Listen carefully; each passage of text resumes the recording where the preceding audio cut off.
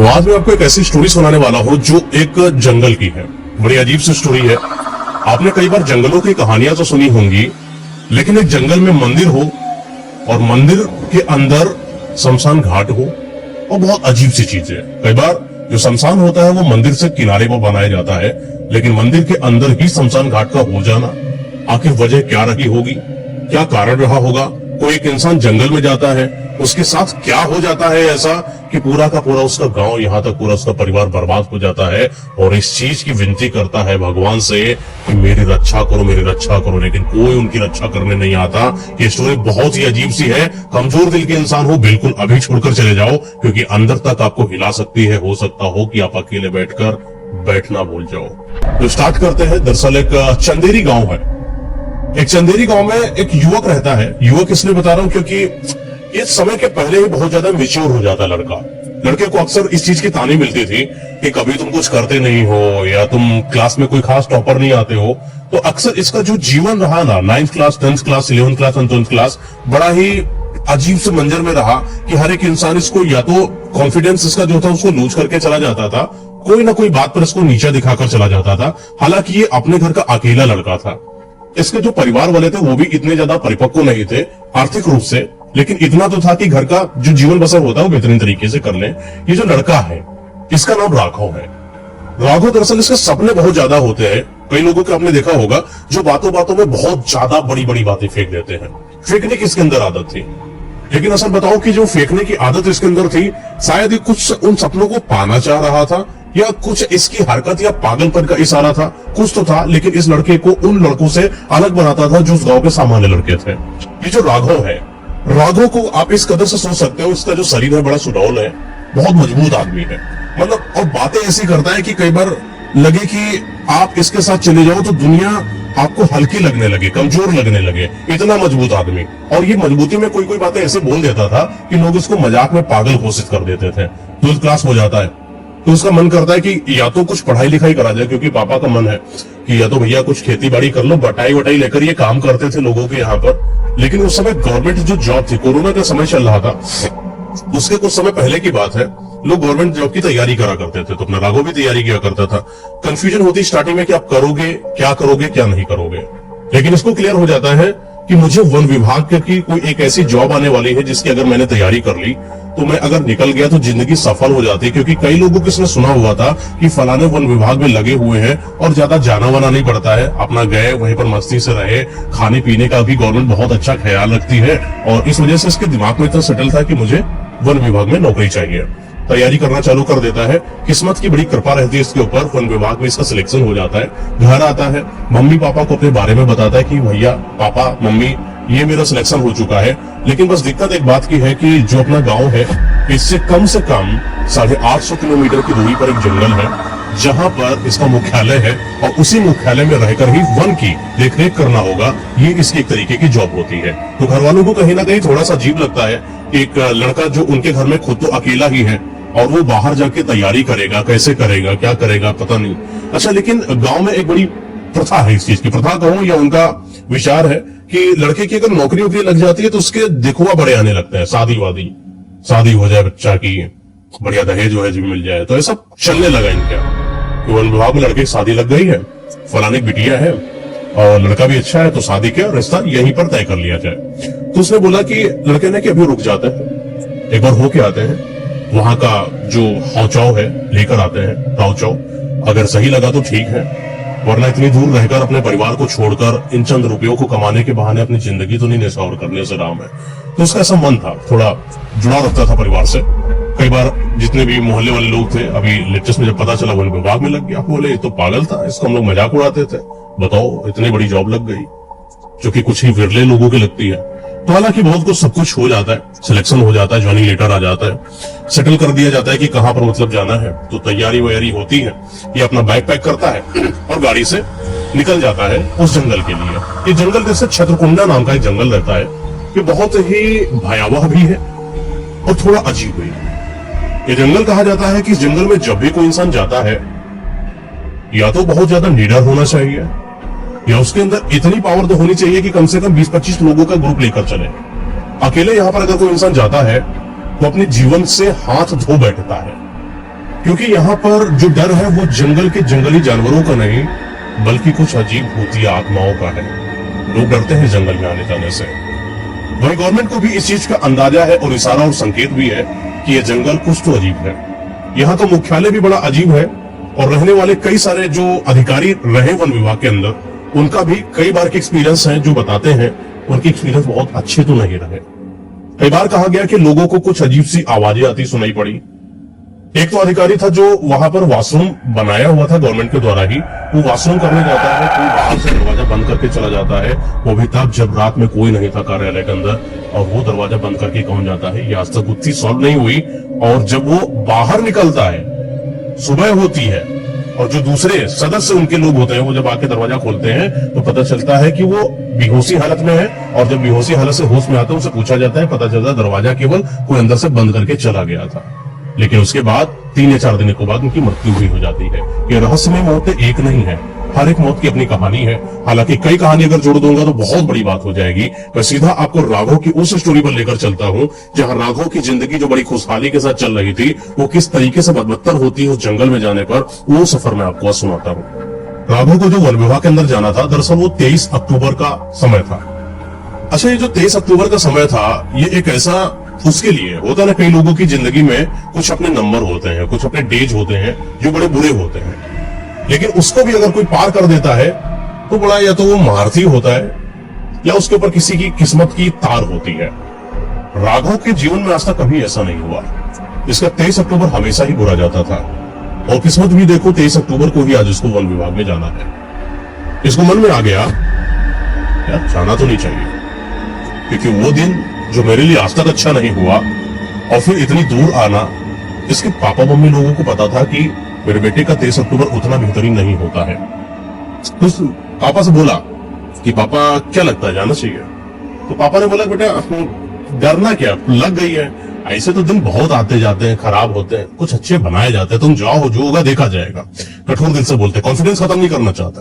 तो राघव पहुंच जाता है 23 अक्टूबर की वही शाम को पहुंचता है जहां पर इसको वन के अंदर प्रवेश लेना है। पहुंचते पहुंचते 6:30 बज गया। गाड़ी बीच घने जंगलों में जहां पर कोई आता जाता नहीं है, अजीब सी उबड़ खाबड़ सड़कें हैं। वो सड़कें ही नहीं, जैसा लगता है जैसे कई गाड़ियां बार बार वहां पर गई, वो जो घास थी वहां की छिल गई और उन गाड़ियों के जो दो टायर होते हैं, टायर के निशान से सड़क को पहचान करी जा रही हो। यानी कि कोई प्रॉपर एक सड़क नहीं थी, वो बस एक बनी हुई थी, वहां से लोग आते जाते थे।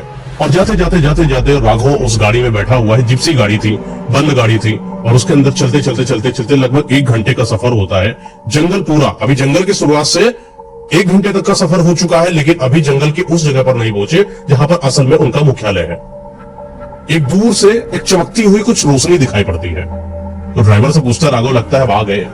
तो ड्राइवर बोलता है कि भैया रात का समय है और आपको कुछ जलती या कुछ अजीब सी चीजें दिखाई पड़े तो ये मत समझना कि यहाँ पर कोई है, क्योंकि इतने घने जंगलों में कोई आता जाता नहीं है और मुझे पूरा अंदाजा है कि अभी हम लोग अपने मुख्यालय तक नहीं पहुंचे हैं। लेकिन ये बात राघव को ऐसा दिखा कि वो कार्यालय जैसा कुछ तो है, कुछ तो भवन जैसा बना हुआ है जहां पर कुछ लोग हैं, ऐसा उसको दिखाई पड़ा। इसने एक बार फिर से अपने ड्राइवर से बोला, भैया क्या सच में नहीं आए क्या अभी तक? उसने बोला आप बात मत करें, यहाँ शांत रहिए, शांत रहकर ही चलिए, क्योंकि मेरे सामने आप बात मत करिए, मुझे बड़ा डर लगता है। तो आप पीछे बैठे हो, बोल देते हो, अजीब सी आवाज आ जाती है आपकी और मुझे वैसे भी डरावनी लगती है। तो राघव चुप हो जाता है। तो ऐसे चलते अभी 20-30 मिनट और हो चुका है। 20-30 मिनट के बाद एक जगह दिखाई पड़ती है जहां पर ना तो कोई रोशनी चल रही है ना कुछ, मतलब हल्की सी वही जो चांद की रोशनी होती है, उस हल्की सी रोशनी में वो दिख रहा होता है कि कुछ है। ये बाहर जाता है ड्राइवर, ऐसे खटखटाता है तो अंदर से एक आदमी निकलता है, विक्रम नाम था उसका। दरअसल वो विक्रम वहीं पर रहता है रात में भी। तो विक्रम आता है और लालटेन लिए होता है। उस समय लालटेन, बोला कोई ड्राइवर की लाइट वाइट नहीं आ रही क्या? बोला नहीं भैया इस समय लाइट वाइट कहाँ आएगी, रात हो चुकी है, कट गई है। यहाँ पर लाइट के तार और बिछ चुके थे, ऐसा नहीं था, इतना भी बिछड़ा नहीं था, वो ख्याल तक कि आपका कनेक्शन था पूरा। तो अंदर उसको ले लेता है राघव, तो दिखाता है विक्रम पूरा ये आपका कमरा है, यहीं पर आपको रहना है। तो विक्रम और राघव एक दूसरे के साथ हैं और ये जो ड्राइवर अपनी जिप्सी को लेकर वापस रवाना हो जाता है जहां से आया था, शहर के लिए। तो ये दोनों आपस में बैठे होते हैं, बातचीत करते हैं। बड़ा अजीब सा दुर्गंध जैसा पूरक मुख्यालय है, पुराना सा शौचालय भी बड़ा अजीब सा, जैसे कि कोई लंबे अरसे से उसको साफ ही ना करा हो। पूछा राघव ने विक्रम से कि क्या तुम सफाई वफाई नहीं रखते हो क्या?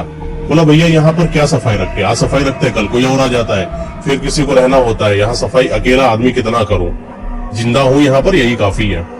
हंसी मजाक थोड़ी सी होती, बातें होती, एक दूसरे को समझते हैं, कार्यालय मुख्यालय को समझते हैं, वहां के वन विभाग की जो बातें होती हैं, 4 बातें और करते हैं। कहाँ से भैया तुम आए, ये विक्रम पूछता है, राघव पूछते विक्रम से, एक दूसरे की थोड़ी सी जान पहचान हो जाती है। और विक्रम राघव से बोलता है देखो भैया ये आपका बेड है, कमरा मतलब आप यही रहिएगा, और कोई आपकी जरूरत पड़ती है तो आप उठकर ले लीजिएगा सामान, मुझको जगाइएगा नहीं, क्योंकि मुझे नींद बहुत ज्यादा आ रही है और मैं बस अब सो जाऊंगा। तो राघव बोला ठीक है भैया, पहली बार आए हैं, कुछ तो वेलकम कर दो, ये सब इतना रूड होने की क्या जरूरत है? रूड नहीं हो रहे, नॉर्मल सी बात है। तो राघव जो है अपने कमरे में चला जाता है, कपड़े बदलता है, बैग रखता है, सारी चीजों को सेट करता है, हल्की हल्की सी रोशनी, थोड़ी देर के बाद देखता है लाइट भी आ जाती है, सब कुछ सही से दिखाई भी रहा होता है, आराम से बेड पर लेटा होता है। अच्छा, राघव को थोड़ा सा जानना है कि यहाँ पर पानी कहाँ पर है, पानी इसको प्यास लग रही है। विक्रम ने ये नहीं बताया कि पानी ताजा कहाँ पर रखा हुआ है। तो राघव आता है, विक्रम का दरवाजा खटखटाता है, तो विक्रम अंदर से निकलता है, बोला था भाई सो जाने दो यार आज तो कम से कम। तो बोला कि पानी कहाँ है? तो विक्रम का पानी चलो तुमको दिखाते हैं। थोड़ी दूर पर एक टोटी लगी है, वहां से पानी कैसे निकलता है सब दिखा देता है। अच्छा, विक्रम पूछता है राघव से कि तुम्हें डर नहीं लगता है अकेले? तो राघव बोलता है कि डर, ये क्या होता है? मतलब डर, भूत प्रेत आत्मा, कोई ऐसी बुरी शक्ति जो आपके आसपास हो और आप उसको देखकर भयभीत हो जाए। तो राघव बोला कि ये डरावनी चीजें मेरे सामने बात ही मत करो। गांव का निठल्ला आदमी में, लाशों को रखने वाला, शमशानों में अकेले पड़ने वाला, और तुमको पता है चिता में रखकर मैंने भूंज कर खाई है रोटियां। ऐसा हवाबाजी तो उसके अंदर पहले से ही थी। बोला एक बार चिता थी और उसके ऊपर हम बैठ गए, पूरी हड्डी निकाल लाए, दे दिया, कुत्तों को खिला दिया था। तो विक्रम भी कह रहा है कि पागल है थोड़ा सा, क्या पता निडर भी हो। अच्छा, जब आप किसी निडर आदमी के साथ रुकते हो ना, तो आप थोड़े सा अगर डर आपको लगता है ना, तो आपका डर खत्म हो जाता है और आप भी थोड़ा निडर हो जाते हो। तो विक्रम भी थोड़ा निडर हो जाता है। विक्रम को लग गया कि राघव आया है, डर खत्म हो जाएगा, ऐसा कोई आदमी आया कि कम से कम डर और लगेगा तो सट से बुला लेंगे। विक्रम राघव से बोलता है अच्छा ठीक है, मानता हूं कि आपको डर नहीं लगता, लेकिन एक चीज को याद रखिएगा, अकेले रात में जंगल में मत जाना। रात का समय होता है तो बहुत ऐसी चीजें हैं यहाँ पर जो अजीब है, विषम परिस्थिति पैदा कर देने वाली है, जो देखने में तो बड़ी लुभावनी से लगेंगी। हो सकता हो कि कई बार कोई इंसान आए और आपको बुलाए और अपने पास लेकर जाने की कोशिश करे, लेकिन ये समझ लेना कि इस पूरे मुख्यालय में सिर्फ हम और तुम हैं। इन्हीं में कुछ अधिकारी लोग आते हैं जो कि कुछ ही समय के लिए आते हैं और वो भी चले जाते हैं। वो भी निश्चित रूप से तय है कि कौन आता है कौन नहीं जाता है, लेकिन अगर कोई अननोन आदमी आता है तो कृपया करके उससे कोई संपर्क ना बनाए। हो सकता हो कि वो कोई छलावा हो या कोई बुरी शक्ति हो। राघव मुस्कुराता है, विक्रम का थोड़े से टीच करता है, हाँ छलावा आएगा तो मैं सबसे पहले तुम्हें छलावा मानूंगा। तो ऐसा मजाक उजाक करके निकल जाता राघव, और राघव चल लेट जाता है। जैसे वो लेट गया उसने सोचा कि पागल विक्रम वन विभाग में बैठा है, डर रहा है, सामान्य आदमी है क्या? अगर सामान्य है तो घर में जाए। वन विभाग मतलब वन की रक्षा, उसके अंदर आज पता नहीं क्यों देशभक्ति जिंदा हो गई। मतलब मुझे वन को बचाना है, कहीं पर कुछ गलत हो जाएगा मेरे से देखा नहीं जाएगा। पता नहीं क्यों उसके अंदर पागलपन आज ही सवार होना था, या वो जमाने से भरा था कि जब मैं जॉब लगेगी तो अपने देश की रक्षा करूंगा। वो देशभक्ति जो जिंदा होती है उसके अंदर। विक्रम ने बातों बातों बताया थोड़ी दूर पर एक गांव है, वहां के लोग जो है बड़े डरे रहते हैं, रातों में निकलते नहीं है। कुछ तो ऐसी चीज है जो निकलने नहीं देती। तो राघव कहता है कि मैं घर वालों को, गांव वालों को दिखाऊंगा कि कुछ नहीं होता है भूत प्रेत आत्मा, सब आराम से आया जा सकता है और सही तरीके से काम करो, क्योंकि शहर में ये सारी चीजें कुछ भी नहीं होती है। तुम लोगों को भ्रम के मात्र डाला गया है, इस वजह से तुम लोग गांव में आज भी पड़े हुए हो। आगे चलो, शहर देखो, जिंदगी देखो और अपना जीवन को आगे लेके जाओ, बच्चों को पढ़ाओ लिखाओ। ये इसका मोटिव जिंदा होता है कि गांव वालों को नई सीख देकर जाऊंगा। तो राघव चला, रात ही में उठता है, डंडा रखा होता बगल में। डंडा क्यों? क्योंकि जानवर हो सकता है भाई, अपनी सब सुरक्षा। एक गन बंदूक है, वो डालता है और निकल लेता है जंगल में। जैसे लंबे लंबे डग्गों से उन पूरे जंगल के पेड़ों की जो पत्ते हैं नीचे गिर चुके हैं, सूखे पत्तों में जब इसका पैर पड़ता, वो जो पैरों में फड़फड़ाहट की आवाज आती, हल्की सी पत्तों की सुरसुराहट की आवाज आती, कई बार सुर सुर की आवाज ऐसी लगती जैसे सिर से कुछ निकल गया हो। इसको पता था, क्योंकि ये गांव का आदमी और बागों में रहने वाला, इसको पता था सांप, बिच्छू, चिड़िया, अजीब सी चीज सब रहते हैं। तो जब भी कुछ शुरू से आवाज आती है ये पीछे पलट कर देखता है, तो उसको महसूस होता है यहाँ पर तो कोई नहीं, हो सकता हो कोई जानवर हो। कभी इसके पैर के ऊपर से कोई से सरसराती हुई चीज निकली, सांप होगा, हो सकता हो, लेकिन ये चीज अभी इसको भय नहीं दे रही। थोड़ी दूर के बाद ये चलता रहता है, चलता रहता है, चलता रहता है, चलता रहता है और वन के कोने में पहुंचता है। जिस कोने में जब ये जिप्सी से आ रहा था वहां पर जलती हुई वो लाइट और वहां के कुछ लोग इसको दिखाई पड़े। और जब इसने ड्राइवर से पूछा तो ड्राइवर ने बोला ये सब मत देखो, बेकार चीज है। कि वहां पर पहुंच जाता है और देखता है कि कई सारे गांव वाले हैं जो एक दूसरे के घर के बाहर मतलब पहरा दे रहे हैं। पहरा क्यों दे रहे हैं पता नहीं, किस चीज का पहरा है, ना कोई सिक्योरिटी है, सारे गांव वाले मिलकर एक दूसरे की हिफाजत कर रहे, ऐसा क्या है।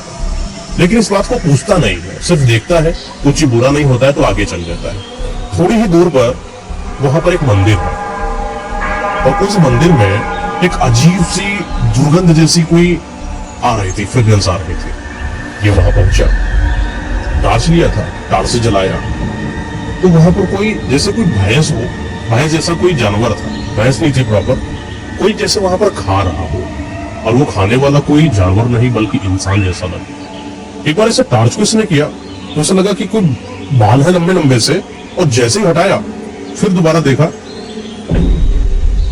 क्योंकि पहली बार में इसको क्लियर नहीं था कि यहाँ पर क्या है, तो प्रॉपर वहां पर टॉर्च रखता। लेकिन जब पता ही नहीं, एक बार रखा, हल्की सी झलक पड़ी, दोबारा देखने गया फिर तो उसको बड़ी चीज अजीब लगी। ये हुआ क्या, तो जैसे वो दोबारा देखता है उसको वो दिखाई नहीं पड़ता है। तो ये चीज इसके लिए बड़ी अजीब सी, ये जानवर तो है, कोई खा भी रहा है, लेकिन ये है कौन ये मुझे देखना है। फिर टार्च लगाता है, बड़ी तेज चिल्लाता, कौन है, कौन है, आवाज देता है, लेकिन वहां पर कोई आवाज का जवाब देने वाला कोई नहीं। टार्च लेके हर जगह ढूंढता है तो मंदिर की एक ऐसी तह पर पहुंच जाता है, शायद उस तह पर उसको आज नहीं जाना था। वहां तह पर एक पत्थर है और उस पत्थर पर इसका पैर पड़ जाता है। पता नहीं ये पत्थर में क्या है ऐसा कि जैसे ही इसका पैर पड़ता है वहां का जो वातावरण था एकदम से चमक जाता है। चमकता हुआ वातावरण जैसे उस जंगल को एकदम से सवेरे में बदल दे रहा है, इतना उजाला। और वो उजाला क्यों हुआ इसको भी नहीं पता, लेकिन वो उजाला चंद लम्हों का था बस। पत्थर हटा, उजाला हुआ, थोड़ी ही देर हुआ और सब वहां से गायब। थोड़ी देर के बाद उसने देखा कि वो जो जानवर था वो भी वहां पर नहीं है। तो वहां पर बचा क्या ये किसी को कुछ नहीं पता चल रहा है। ये चलते चलते फिर उसे लौटकर गांव में आता है और वहां के गांव के लोगों से बातचीत करता है कि यहाँ पर मैं गया और मुझे ऐसी चीज दिखाई पड़ी, मैं वन विभाग का आदमी, मैं आप लोगों की सुरक्षा में बैठा, मुझे ये बताया जाए कि आखिर यहाँ पर ऐसा क्या हुआ था, ये चमका क्यों, उजाला किस तरीके का था। तो वहां के लोग जैसे शॉक्ड हो गए, जैसे उन्होंने इस चीज को किसी एक अनहोनी या प्रलय आने का संकेत बता दिया अपने मन में। बड़ा अजीब सा था उनके लिए, बोले क्या कर दिया ये। जिस चीज को जमाने से हम लोग सजो कर रख रहे थे, जिस चीज के पास हम लोग जमाने से इसलिए नहीं गए क्योंकि अगर वो उजाला चमका तो पूरे गांव को तहस नहस कर देगा। आज तुमने वही काम कर दिया जिस चीज के लिए हम लोग पहरा देकर उसकी सुरक्षा करते थे। किस्मत भी आज हमारी देखो कितनी लाचारी है कि आज हम लोग पहरा देने नहीं गए और आज तुम आए और तुमने वो काम कर दिया जो तुम्हें नहीं करना चाहिए था। तो वहां के बुजुर्ग आदमी था, उसने बोला कि ये बताओ कि जब तुम पत्थर को धक्का दिए तो तुम्हें कुछ अजीब सा दिखा क्या, जैसे कि कोई तुम्हें आकर्षित कर रहा हो अपने पास या कुछ बुला रहा हो। तो राघव बोला कि हाँ कुछ लगा मुझे, एक जानवर था उसको कोई खा रहा था, वो कोई इंसान था, लेकिन जब पलट कर मैंने टार्च दिखाया तो वहां पर कोई नहीं दिखाई पड़ा। लंबे लंबे से उसके बाल थे, बस पीछे से मैंने बालों को देखा। उस बाबा ने बोला ये कोई बाल वाला इंसान नहीं था बल्कि एक प्रेतात्मा है। ये प्रेतात्मा का वो स्वरूप है जो बार बार लोगों को आकर्षित करता है कि उसके पास आए और उस पत्थर को खोलने की कोशिश करे जो आज से 100 साल पहले से दबा कर रखा गया है। दरअसल यहाँ पर हमारे गांव में एक आदमी रहता था, वो आदमी का दिमाग इतना खराब हो जाता है कि वो तांत्रिक बन जाता है, तंत्र विद्या के में इतना ज्यादा निपुण हो जाता है कि वो जो चाहता था वो कर लेता था।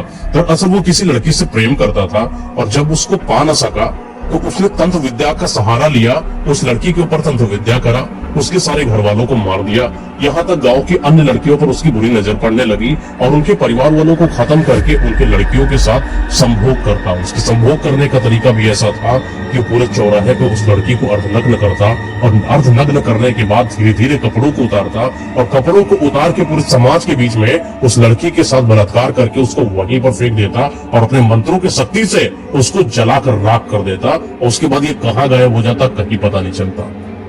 इतना खतरनाक आदमी था।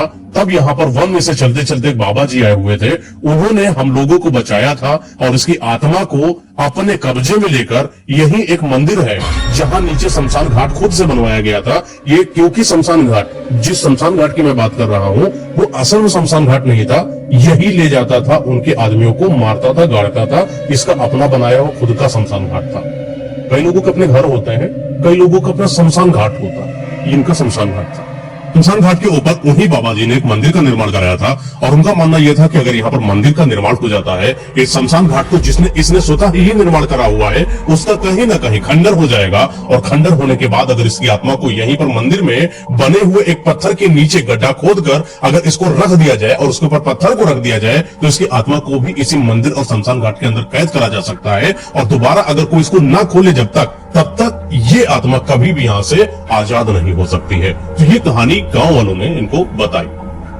तो बोला इस तरीके से इसको यहाँ पर कवर किया गया था, लेकिन आपने आज पत्थर को खोल दिया है, इसका मतलब ये आने वाले समय में विनाशकारी होगा, ये फिर से आएगा। ये होता है कि नाग को तुम अगर एक पत्थर मारते हो तो फनिहा नाग जो होता है ना, जिसको आपने मारा है, वो डबल तरीके से दुश्मनी लेता है तुमसे। यही इनके साथ हुआ। ये जिसको इन्होंने कैद कराया था इन गांव वालों ने, आज तो वो समझिए बदला लेने के लिए तैयार है वो आत्मा। फिर वो कोई साधारण आत्मा नहीं, एक ऐसी आत्मा जो तंत्र विद्याओं में निपुण है, एक ऐसी विद्या जो कोई शायद आसानी से ना जान पाए, जो आत्माएं भी भूल जाए। इस आत्मा ने इतनी सिद्धि करी थी ये कभी भूलेगी नहीं। काल कालांतर तक इसकी वो यादें, वो तंत्र मंत्र की विद्याएं जितनी भी हासिल करी इसने, कालांतर तक जब भी ये रहेगा इस साम्राज्य के अंदर, इस ब्रह्मांड के अंदर, तब तक ये यादें, ये तंत्र हमेशा इसके साथ रहेगा। और जैसे ही वो उजाला होता है, वो उजाला इस चीज का संकेत है कि आने वाले सारे लोग जितना भी उजाला लेकर बैठे हैं सब खत्म होने वाला है। ये चीज उनके बाबा ने बताया। बहुत कुछ ऐसी बातें हुई उन लोगों के बीच में जिसका निष्कर्ष ये निकलता है कि अब अपनी सुरक्षा कैसे करा जाए, आखिर अपने आप को बचाया कैसे जाए। तो सारे गांव वाले एक साथ इकट्ठा होते हैं और दौड़ के उसी मंदिर में जाते हैं जहां पर वो पत्थर रखा था। बाबा को कुछ एक प्रक्रिया पता थी। उनको ये पता था कि अगर वो जो पत्थर हटा हुआ है वहां पर कोई एक मंत्र है जिसको अगर बोलते रहा जाए तो आत्मा वहां पर प्रकट होती है और उसको एक बार दोबारा कंट्रोल करा जा सकता है, जिसका ताबीज उनके बाबा जी के पास था। वो पहले वाला बाबा जी थे जो सब करके गया था। उन्होंने सब उनको शिक्षा दे रखी थी कि अगर ऐसा होगा, शायद उनको अंदेशा था कि होने वाले समय में अनहोनी घटेगी, उसका विकल्प दे गए थे। तो सब लोग गांव वाले वहां पर पहुंच जाते हैं, उसी मंदिर के जहां पर पत्थर रखा है वहां पर वो रगड़ के मंत्र को पढ़ रहे हैं। एक लंबे समय के बाद फिर से वो उजाला होता है कि उजाला जैसे आगों से लिपटा हुआ हो। एक उजाला चमकदार होता है, एक उजाला लाल नुमा होता है। उस उजाले में जैसे कोई आग की लपटें बहक रही हो, इतना गर्म कि वहां के लोग जैसे झुलस से जाए। और वो वहां पर आत्मा आती है और उनके सामने खड़ी हो जाती है और बार बार उसको बोलती है कि जो तुम कर रहे हो सब के सब यहां से चले जाओ वरना सबको मैं राख कर दूंगी। आत्मा दूंगी बोल रही है, यह सबसे बड़ी अजीब सी चीज थी। जबकि जो आत्मा वहां पर बंदेज में थी वो कौन था? पुरुष था। यानी कि यहां पर वो आत्मा नहीं आई है जिस आत्मा को बुलावा करा गया है, यह आत्मा कोई और है। थोड़ी देर के बाद और मंत्रों को उच्चारण करा जाता है। एक नहीं, दो नहीं, तीन नहीं, बल्कि हजारों के तादाद में आत्माएं आती गई और कोई महिला आ रही है, कोई लड़की आ रही है, कोई पुरुष आ रहा है, लेकिन वो नहीं आ रहा है जिसके लिए ये सब करा जा रहा है। बहुत बार जब मंत्रों को उच्चारण होता गया, पूरे गांव वाले साथ में उस मंत्र का उच्चारण करने लगे। एक समय के बाद फिर से वही उजाला हुआ जो बड़ा श्वेत हुआ, जो बिल्कुल भी आगनुमा नहीं था। और उस उजाले के साथ वो आत्मा आती है जो असल में थी, जिसका बुलावा करा जा रहा था, जिसका आह्वान करा जा रहा था। वो आत्मा आती है और उसके ऊपर ये ताबीज फेंकने की कोशिश करते हैं बुजुर्ग आदमी जो बाबा जी थे, लेकिन वो इतनी बड़ी गैंग बनाकर लेकर आया था कि वो ताबीज जैसे ही फेंकता है उस आत्मा के ऊपर, बीच की कई आत्माएं मिलकर उस ताबीज को ले लेती हैं और अपने आप को राख कर देती हैं, लेकिन मेन आत्मा को जिंदा रखती हैं। इतनी तादाद, इतनी बड़ी सेना लेकर वो आया था। तो इससे ये तो स्पष्ट हो जाता है कि अब वो जो आत्मा है वो जीवित है और है इस संसार में। अब जो करने वाली है वो सच में बहुत बुरा करने वाली है। सारे गांव वाले भयभीत हो जाते हैं, सब अफरा तफरी भागने लगते हैं, क्योंकि इतनी आत्माएं, कोई किसी के ऊपर, कोई किसी को फेंक रही, कोई किसी को पटक रही, कोई किसी का सर पकड़ के लड़ाई दे रही है, कोई किसी को पेड़ के ऊपर ले जा रही, वहीं से गिरा दे रही है। और ये सब राघव देख रहा है। अचानक खटखट खटखट की आवाज होती है। राघव दरवाजा खोलता है, बोला उठ जाओ भैया, मतलब ये सो रहा था। राघव अभी तक जो भी देखा सब सपने में देखा, रियल में इसके कुछ नहीं था। एकदम से हड़बड़ाया। विक्रम बोला क्या हुआ, कितना हड़बड़ा क्यों? बोला कि पता नहीं, मुझे एक अजीब सा सपना आया। बोला कभी तो तुम्हारा पहला दिन हुआ है, अभी तो तुम्हें सपने आया भी, देखो क्या क्या मिर्गी, बेहोशी, दौरा सब आएगा, रुके रहो भी। तो राघव बोलता क्या पागलों वाली बातें करो, पहले समझो तो आज सपना जो आया है बड़ा अजीब सा सपना था। तो विक्रम पहले तो मजाक करता है, लेकिन फिर उसकी उन बातों में जो नरमी थी, जो शुष्क बना था, जो सीरियस बना था, उसको देखकर वो बोलता है अच्छा बताओ हुआ क्या। तो राघव बताना चालू करता है कि किस तरीके से उसको एक मंदिर दिखाई पड़ता है, उसको एक गांव दिखाई पड़ता है, उसने गलती से पत्थर पर पैर मार दिया था, फिर उजाला होता है, गांव वाले मिलते हैं, उनसे पूछता है, वो सब चीजें बताते हैं। वहां एक बुजुर्ग होते हैं, वहां पर जाकर ताबीज से उनको आत्माओं को बुलाते हैं। हजारों में आत्माएं आती हैं और उनकी आत्माएं और गांव वालों को मारती है। पूरी स्टोरी जो भी हुआ उसको बताया। जैसे विक्रम को दिन में पसीने आ रहे हो, जैसे विक्रम को ऐसा लगा कि ये तो रियल है। बोला क्या बात कर रहे हो राघव, ये तो सच में है। एक मंदिर है यहां पर थोड़ी सी दूर पर, उस मंदिर में आज भी लोग पहरा देते हैं रात के समय, दिन के समय, क्योंकि वहां पर सच में एक पत्थर है, जिस पत्थर को अगर कोई पैर से मार दे, हाथ से मार दे, यानी इस पत्थर को अगर कोई खिसका दे तो यहाँ पर विनाश हो सकता है। ये पूरे वन को कोई आकर आग लगा सकता है, पूरे गांव को मार सकता है। और ये बात सच है कि रात में गांव में लोग पहरा देते हैं। और ये बात भी सच है कि वहां पर कोई एक आदमी आया था बाबा रूप का, जिसने वहां पर एक शमशान घाट के ऊपर मंदिर बनाया था। ये इतना सच इंसिडेंस नहीं होता, ये इतना सच एक संकेत होता है। किसी एक अनजान आदमी को, जो आज तक कभी उस वन के बारे में इतना न जाना हो और एक सपने के माध्यम से इतना सब कुछ दिखा दिया गया हो, क्या किसी आत्मा का ये प्रचंड माया जाल था? क्या वो आत्मा कुछ उसको संकेत देना चाहती थी? क्या वो चाहती थी कि वो इंसान आए और उस पत्थर को हटाए, या कुछ तो ऐसा करे जिससे उसके जो सपने थे, जो उद्देश्य थे, वो सफल हो पाए?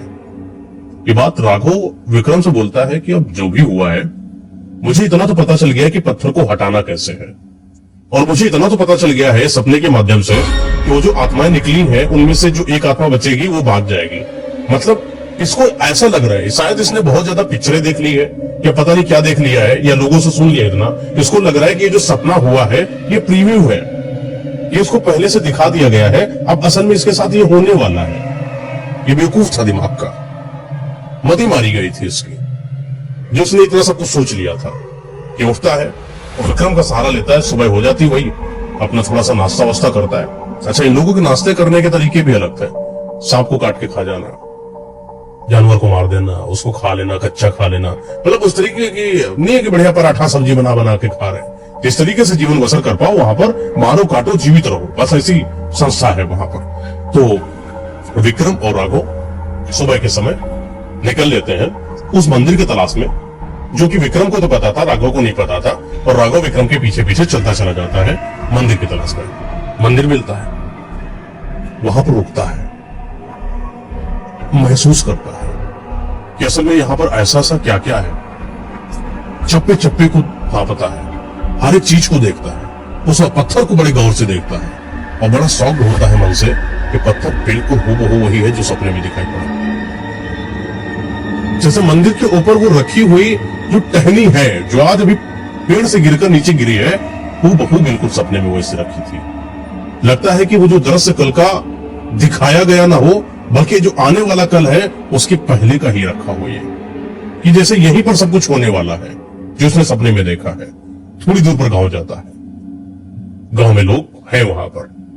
रात का समय होता है, शाम के 7 से 8 बज जाते हैं आसपास, और सच में गांव में लोग पहरा दे रहे होते हैं।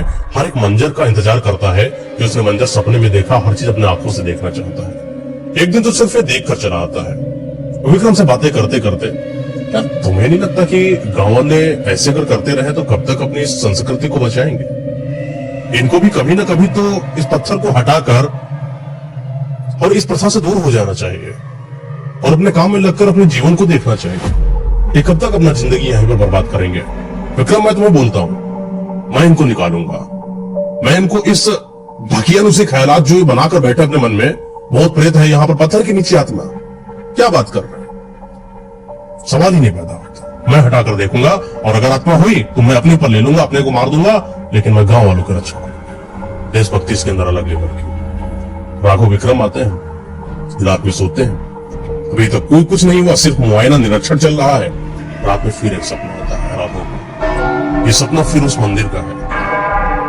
ये मंदिर में आज सपना दिखाया जिस तरीके से है कि आज राघव विक्रम को भी लेकर वहां पर गया हुआ है, और उस सपने में यह भी प्रतीत हो रहा है कि विक्रम को किसी ने मार दिया है। जैसे पीछे कोई एक अजीब सी साया हो और उस साये ने अपने आक्रोश में विक्रम को ले लिया हो और उसको उड़ाती उड़ाती आसमान की तरफ निकल गई हो और विक्रम फिर कभी वापस ना आया। ऐसा सपने में दिखाई पड़ा। ये सपना थोड़ा सा तो भयावह था, लेकिन राघव को यह भी पता था मन ही मन कि शायद कुछ तो अलग था, क्योंकि तुरंत इसकी आंख टूटती है, तुरंत समझता है कि ये बस सपना था, असल सच्चाई नहीं है। सुबह उठता है, फिर विक्रम से बोलता है कि आज मैं इस वाली पूरी प्रथा का भंडाफोड़ करने वाला हूं, सब खत्म कर दूंगा, लेकिन एक नई चीज निकालूंगा। पहुंच जाता है गांव वालों से बात करता है कि किस तरीके से तुम लोग जो है एक ऐसी प्रथा में फंसे हुए हो जो प्रथा लोगों को सिर्फ बर्बाद करती है। तुम लोग अपनी संस्कृति के नाम पर अपने आप को बर्बाद कर रहे हो। ये कुछ नहीं है, मंदिर के नीचे सिर्फ एक पत्थर है, जैसे तुम्हारे घर के आसपास पत्थर पड़े हैं। इन पत्थरों को हटाने से भला कोई शक्ति आकर तुम्हारा सर्वनाश क्या कर सकती है? और फिर इतने सारे लोग एक साथ मिलकर मार नहीं सकते क्या? ये बात कुछ इस तरीके से बता रहे जैसे कि किसी जानवर को मारने की बात कर रहे। गांव वाले बोल रहे कोई नया शहरी पपलू आया है, उसको क्या पता भी आत्मा है, भूत प्रेत, ये राक्षस, कुष्मांडा, ब्रह्म राक्षस, ये सब क्या होता है। तो गांव वालों में से थोड़ा सा सज्जन आदमी निकले, भैया आप अपना काम करें, वन विभाग की ही देखरेख करें, कभी आपको जरूरत हो तो मुझे जरूर याद करिएगा, क्योंकि जिस तरीके से आपके ख्यालात हैं लगता नहीं कि आप हमारी मदद करेंगे, हम लोग ही आपकी मदद करेंगे। अभी तो आप शांति से जाएं और मंदिर में लगा हुआ पत्थर को हटाने की बिल्कुल भी कोशिश मत करिएगा। लेकिन ये मानता नहीं है, ये जाता है मंदिर का पत्थर हटा देता है गांव वालों के कहने पर भी, और जैसे ही पत्थर हटता है उजाला नहीं होता, पूरा मंदिर भर भर करके गिरने लगता है। जैसे वो मंदिर में लगी हुए वो मिट्टी की दीवारें जब भर भर करके नीचे गिरती है, एक धुंध सा हो जाता है, वो धुंध एकदम से विशाल होता चला जा रहा है। पूरे शमशान घाट के अंदर गड्ढे होते चले जा रहे हैं जो उसने अपना खुद का बनाया था तांत्रिक ने। उन गड्ढों में से अजीब सा काला काला धुआं निकलता चला जा रहा है, वो भी एक नहीं, कम से कम हजारों की तादाद में। जैसे गांव वालों के ऊपर एक अलग ही लहर हो जो माया जाल हो। अब गांव वाले एकदम बेहोश से पड़े हुए हैं, कोई एक दूसरे से बात तलक नहीं कर सकता, क्योंकि किसी को होश ही नहीं है कि वहां हो क्या रहा है। सिर्फ है तो विक्रम और राघव। एक सच में एक आत्मा सी आती है, एक अजीब सी काला साया जो सिर्फ काला है, सिर्फ काला सा धुआं है। वो क्या है, न दिख रहा है, न बाल है, न नाखून, न कुछ है, और विक्रम के इर्द गिर्द नाचता है और विक्रम को आसमान में उड़ाकर लेकर चला जाता है। और वापस विक्रम सच में नहीं आता। ये राघव सिर्फ इस मंदिर को देखता है और देखकर इस चीज को दंग रह जाता है कि जो उसने सपने में देखा ये तो रियलिटी कुछ उससे अलग है। अब राघव गांव वालों का ये मंदिर देखकर और भी ज्यादा अंदर से दुखी हो गया, क्योंकि जिस चीज को संवारने के लिए चला था आज उनके सामने सब मूर्छित पड़े हुए हैं। पता नहीं वो मूर्छित भी है या जान से हाथ धो बैठे हैं, यह भी नहीं पता चल पा रहा है। इस बात को सोच कर राघव और ज्यादा परेशान है, और राघव इस चीज के लिए वही पत्थर पर फिर से जाता है जिसको हटाया था और उसको तोड़ देता है। और जैसे उस पत्थर को तोड़ देता है, एक अजीब सी आवाज आती है, ये तुमने क्या कर दिया, कि बस तुम्हें यही नहीं करना था। जैसे कि वो आत्मा जो है जो यहां से निकल गई है, उसकी जान अभी पत्थर के अंदर बसी थी। उस पत्थर के टूटते ही एक अजीब सी कराह निकलती है, और उस कराह के बाद वो धुआं फिर से शांत हो जाता है जो अभी तक निकला हुआ था काला काला, और गांव के सारे लोग फिर से जिंदा हो जाते हैं। और जैसे ही सारे के सारे लोग जिंदा हुए, वो एकदम से मारने के लिए राघव की तरफ दौड़े और राघव अपने आप को बचाता रहा, अपने आप को समझाता रहा, लेकिन गांव वाले रुके नहीं और सबने उसके ऊपर हाथ साफ किया, सबने मारा। लेकिन राघव को यह बात पता थी कि ये गुस्से में मार रहे हैं। उसी में से एक बुजुर्ग था जिसने राघव को नहीं मारा। ये वही बुजुर्ग है जिन्होंने वो बताया था तरीका कि किस तरीके से सपने में उसके किस तरीके से इस मंजर को शांत किया जा सकता है। वो बाबा के पास जाता है, बाबा से पूछता है बताइए किसको कैसे किया जाए। बाबा फिर से वही चीजें बताते हैं, ताबीज हमारे पास, एक मंत्र है हमारे पास, इस पत्थर के टुकड़ों को जितने भी तुमने तोड़ दिया है इनको एक साथ रखो, इन पर मंत्र उच्चारित करा जाएगा आज ही की रात में, वरना अगर ये पत्थर टूट गए ये भस्म हो जाएंगे, कुछ भी नहीं बचेगा इनमें और फिर उस आत्मा को कंट्रोल करना बड़ा मुश्किल हो जाएगा। इन जो गांव वालों को आज तुम देख पा रहे हो इनमें सिर्फ 2 दिन की जान बची है, बस एक साथ सारे के सारे मारे जाएंगे। आपको वो बाबा और ये राघव मिलकर उन पत्थरों को समेटता है और पत्थरों को आकार देता है और वो बाबा वहां पर मंत्र उच्चारित करने के साथ साथ वो ताबीज को भी रखते हैं और कई सारे मंत्रों को उच्चारित करने के बाद ऐसा लगा जैसे गांव वाले फिर से मूर्छित हो रहे हो। लेकिन बाबा का कहना था कि कुछ भी हो इस दशा में तुमको रुकना नहीं, हमको रुकना नहीं है और लगातार मंत्रों का जाप करते जाना है, जाप करते जाना है जब तक वो आत्मा यहाँ पर ना आ जाए। ये मंजर लगातार चलता रहा जब तक वो आत्मा सामने से आकर इन लोगों के आगे घुटने न टेक दे। वो सच में आत्मा आती है, बड़ी अजीब सी आत्मा है। तंत्र विद्या कभी देखा है कि जब कोई एक ब्रह्मराक्षस को लाया जाता है वो ब्रह्मराक्षस का स्वरूप कैसा होता है? बड़ा सा एकदम चेहरा होता है, पतले पतले से एकदम हाथ होते हैं, पैर बहुत लंबे लंबे, नाखून बड़े बड़े से, सारे जो शरीर था ना उसमें छेद पड़े हैं और छेद भी ऐसे जो एक तरफ से दूसरी तरफ देखा जा सके। ये भयावह आत्मा थी, ये तांत्रिक की आत्मा थी, ये कोई नॉर्मल आदमी की आत्मा नहीं थी। ये आती है उन लोगों के सामने बैठ जाती है और उनको इस चीज के बारे में बोलती जो तुम कर रहे हो उसे रोक दो, वरना वो समय दूर नहीं जब तुम दोनों को मैं खत्म कर सकता हूं। ये धमकी लोगों के ऊपर असर नहीं कर रही थी और लगातार मंत्रोच्चारण जाप करते चले जा रहे थे।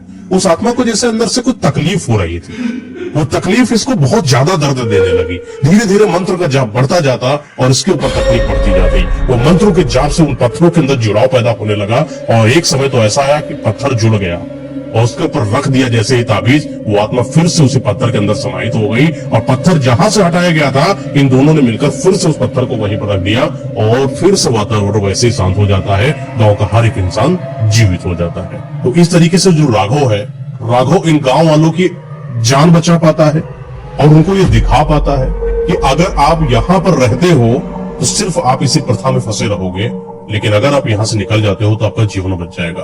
कहा जाता है कि उस गांव के अंदर जितने भी लोग थे कुछ दिन तक तो भय में रहे, लेकिन कुछ समय के बाद जब उनको अंदाजा हो गया कि अब बस पत्थर को मत छेड़ो खालो, बाकी तुम अपना जो भी मन हो वो कर सकते हो, यहाँ पर कोई आत्माएं नहीं आती। तब से वो लोग अपना काम करने लगे और राघव का भी जो उद्देश्य था वो सफल हो जाता है।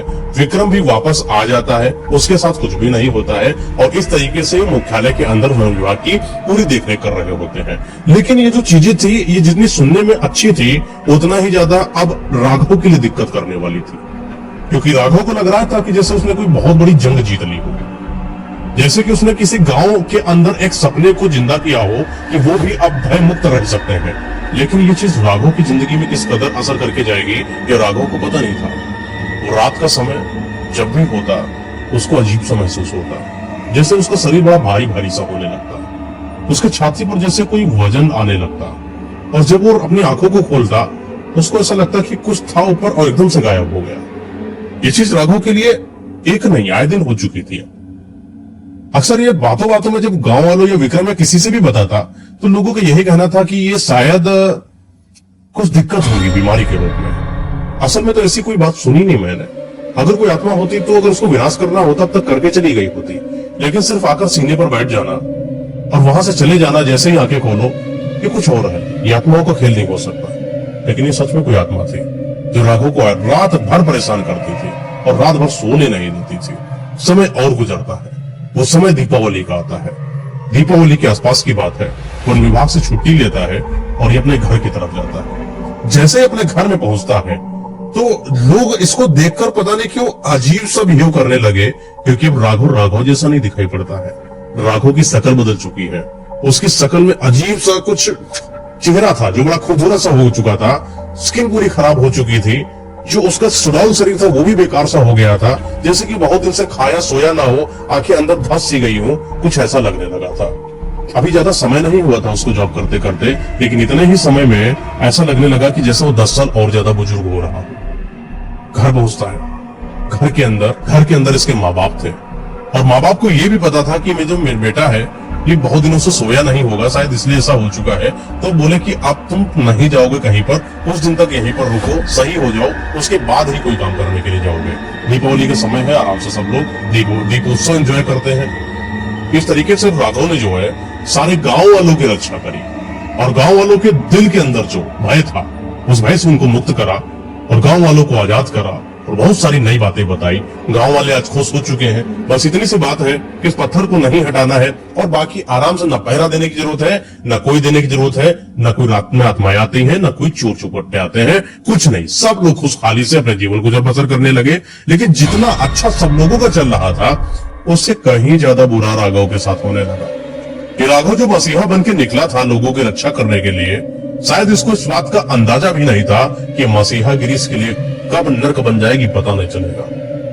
ये वापस मुख्यालय आता है, कई रात रुकता है, 2-4-5 दिन तो कुछ नहीं पता चलता, लेकिन 6वें 7वें दिन कुछ इसको ऐसा लगता है कि जैसे इसके कमरे से कोई आवाज आ रही हो, जैसे इसके कमरे के बाहर लगी खिड़की पर तो थपथपा रहा हो, जैसे इसके कमरे के अंदर ही जो बेड पड़ा हुआ है, बेड के चारपाई जैसी थी, उसके नीचे कोई हो जो नीचे से धक्का लगा रहा हो, और कई बार ये उठ जा रहा हो। इसको बार बार अंदाजा हो रहा था कि मेरे साथ कुछ अलग हो रहा है, वो नहीं हो रहा है जो सामान्य था। अभी तक के जीवन में ये कुछ अलगाव जैसा लग रहा है। घर के अंदर ही, कमरे के अंदर ही दुर्गंध आने लगती, कमरे के अंदर ही चिल्लाने की आवाज आने लगती, कमरे के अंदर ही ऐसा लगता कि जैसे कोई इसको खींच रहा हो दरवाजे की तरफ, जैसे कोई बुला रहा हो।